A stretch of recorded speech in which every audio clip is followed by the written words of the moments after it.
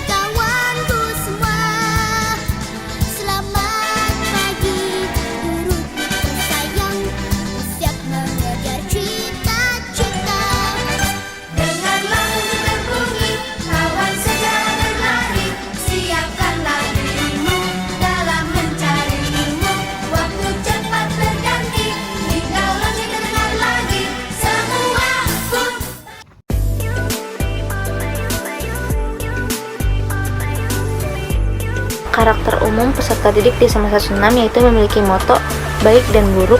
Sebelum melanjutkan kegiatan yang lebih lanjut mengenai prestasi, diciptakan dulu kondisi yang baik untuk dikembangkan menuju penilaian sekolah. Bambu, singkatan dari baik, arif, menghimpuni, berani, dan ulet, yaitu 5 karakter yang dibangun pada peserta didik melalui proses pembiasaan. Bagaimana proses pembiasaan itu dalam situasi yang normal di SMA 16? Membiasakan anak mulai datang di pintu gerbang, itu mereka sudah berjalan secara teratur, kemudian disambut baik oleh Bapak dan Ibu guru, piket termasuk para pimpinan dan wakil kepala sekolah berbaris di depan pintu dan mereka datang memberikan salam dan cium tangan secara teratur. Lalu mereka masuk kelas dalam rangka membangun karakteristik siswa, yaitu dibangun dengan secara rutin setiap hari. Tapi di masa-masa pandemi seperti ini, tentu kegiatan seperti itu tidak bisa dilaksanakan karena anak tidak datang ke sekolah. Oleh karena itu, kegiatan meliputi nilai-nilai bambu tadi, baik, arif, menghimpuni, berani, dan ulet, itu dilakukan secara melalui guru-guru bidang studi yang mengajar di kelas secara virtual atau secara PJJ.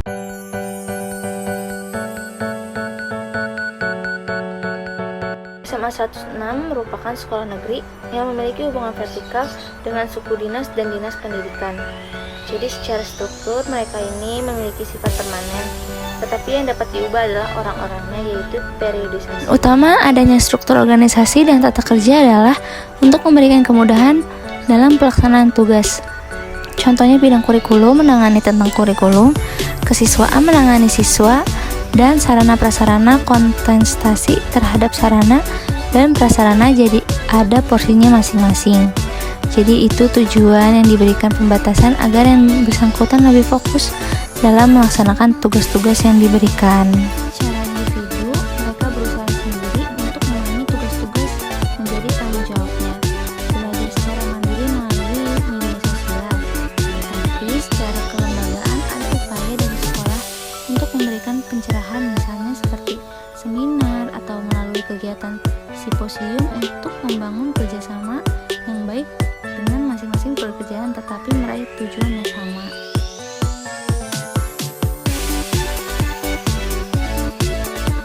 Tata tertib di SMA 106 Jakarta ada 3 bagian, yaitu kewajiban, larangan, dan hukuman. Jadi apa yang dilakukan oleh para peserta didik, termasuk juga Bapak dan Ibu guru, lalu juga karyawan, harus dilakukan seperti apa yang tertera di peraturan. Juga larangan siswa tidak boleh dilakukan di sekolah, dan ketika larangan itu dilanggar maka mendapatkan sanksi atau hukuman. Jadi paling tidak tata tertib meliputi 3 hal itu, kewajiban, larangan, dan hukuman. Cara mensosialisasikan tata tertib ini, sekolah mengadakan yang namanya kegiatan pengenalan peserta didik baru. Pada saat itu, tata tertib ini disosialisasikan, dipresentasikan, dan diperkenalkan sampai anak peserta didik mengerti tentang hak dan kewajiban mereka, tentang larangan-larangan mereka, dan sanksi-sanksi apa saja yang dikonsekuensikan apabila mereka melanggar tata tertib tersebut.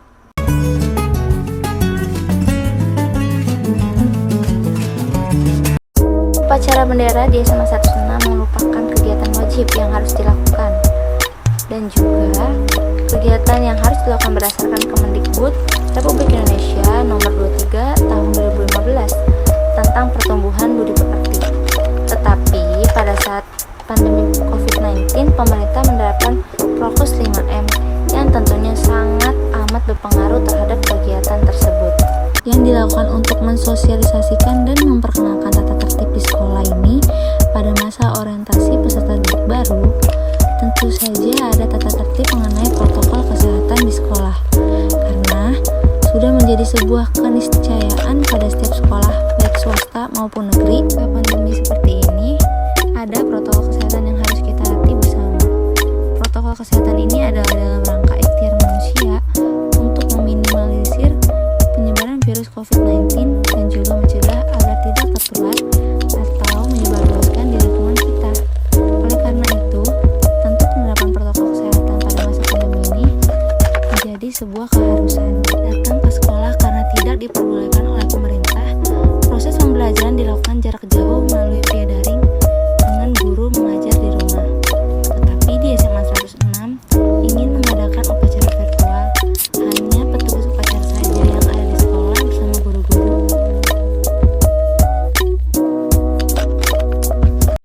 Kegiatan ekstrakurikuler selama masa pandemi sama saja dengan kegiatan kurikuler. Artinya di mana dari jarak jauh dilakukan secara daring atau proses pembelajaran dari jarak jauh, yaitu pelatih tetap memberikan materi-materi dari jarak jauh, kemudian memberikan tugas-tugas yang sesuai dengan karakteristik ekstrakurikuler masing-masing yang bisa diikuti oleh siswa daerah. Tetapi sefrekuensi tidak seperti masa-masa normal, artinya frekuensinya tidak sesering seperti hal yang sebelumnya ada sebelum pandemi. Selain upacara, ada juga kegiatan selain hari Senin itu dibagi ke dalam 3 bagian, yaitu minggu pertama upacara, minggu kedua literasi, yang artinya mereka tampil untuk mempresentasikan hasil presentasi mereka secara bergiliran. Misalnya hari ini kelas 10, minggu depan kelas 11. Kemudian selain hari Senin, lalu juga mempunyai acara seremonial formal hari Jumat, yaitu acara keagamaan berupa kegiatan tadarus untuk yang Islam dan kebaktian atau berdoa bersama untuk non-muslim. Untuk kokurikuler dilaksanakan pada beberapa mata kuliah yang tertentu, mengambil pada KD yang pokok, artinya tidak seluruh KD diberikan tugas-tugas kokurikuler. Untuk tugas-tugas kokurikuler tersebut yang bisa dilakukan oleh siswa sendiri di rumah dan melalui jarak jauh, artinya tidak merupakan tugas kelompok yang tidak bersama, melainkan tugas yang bisa dilakukan secara individual oleh siswa tersebut tapi di rumah. Sebagai contoh misalnya pembelajaran biologi tentang hewan ataupun unggas, si anak atau siswa bisa melihat unggas yang ia punya di rumah, langsung dibagaimanakan sesuai dengan kompetensi dasar yang ingin diajarkan.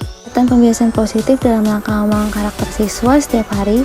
Jika di luar masa pandemi, ketika datang ke sekolah dibiasakan memberikan salam dan berjabat tangan dengan guru, dan diawali dengan doa bersama, kemudian sholat zuhur berjamaah. Kegiatan seminggu sekali di hari Jumat juga mengadakan kegiatan tadarus bagi yang muslim, kebaktian bagi yang non-muslim.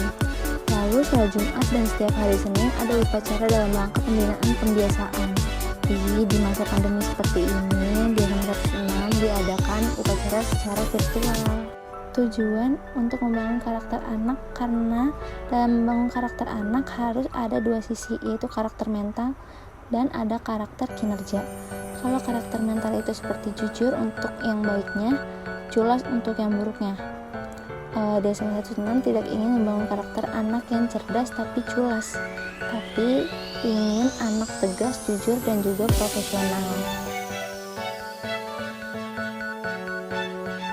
Perbedaan antara belajar daring dan tatap muka adalah yang pertama itu tidak bisa berinteraksi langsung, berinteraksi dengan siswa sebagaimana pembelajaran tatap muka yang dilaksanakan, tapi tidak mengurangi semangat para guru di SMA 106 untuk mengajar. Tetapi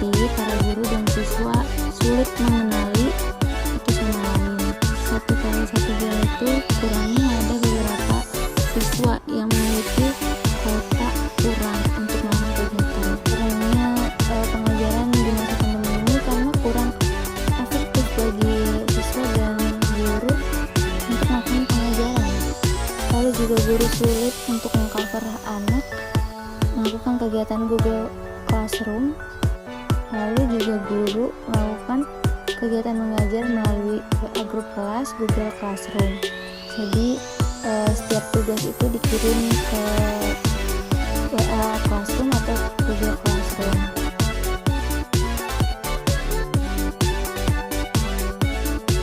Perbedaan penilaian sebenarnya tidak jauh berbeda, tapi hal tersebut yang membuat saya kan khususnya penilaian singkat yang tanpa terus menilai melakukan pelatihan yang tersebut mendeteksi karena jarang penilaian itu ada tiga: penilaian kognitif atau pengetahuan, penilaian keterampilan, dan penilaian sikap. Nah, terutama penilaian sikap ini yang sulit mendeteksi. Berbeda dengan ketika saya atau ketika guru melakukan kegiatan tatap langsung bisa memberikan pertanyaan secara lisan. Juga siswa yang tidak mengumpulkan tugas juga hadir tidak dengan tepatan waktu yang sudah ditentukan.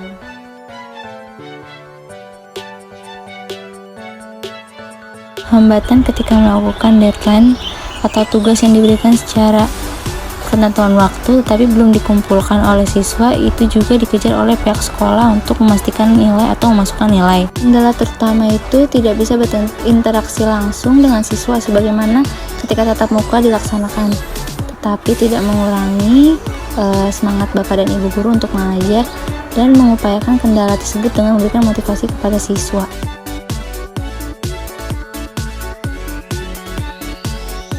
Ketika melakukan pembelajaran daring, memakai Google Meet memberitahukan terlebih dahulu bahwa tanggal ditentukan oleh guru, jadi siswa menyiapkan semuanya. Masa pandemi yang dilakukan keseluruhannya itu mendeteksi anak-anak yang kekurangan ekonomi maupun motivasi. Biasanya selama kekurangan motivasi itu muncul dari keluarga, lalu juga dari lingkungan yang enggan untuk melakukan pembelajaran PJJ. Wali kelas memberikan tugas ke mereka atau ke siswa mendeteksi mempunyai masalah atau tidak, dan tidak mempunyai gadget akan difasilitasikan oleh sekolah untuk kegiatan pembelajaran. Lalu juga ada anak yang mematikan kamera untuk bermain game ketika pembelajaran berlangsung. Lalu juga ketika anak mempunyai masalah, orang tua kadang suka membela anaknya agar tidak terlihat salah. Dan bagaimana memotivasi anak-anak di SMA 106 di masa pandemi adalah memberikan perhatian khusus kepada yang membutuhkan dari jenjang ekonomi, lingkungan, dan juga fasilitas.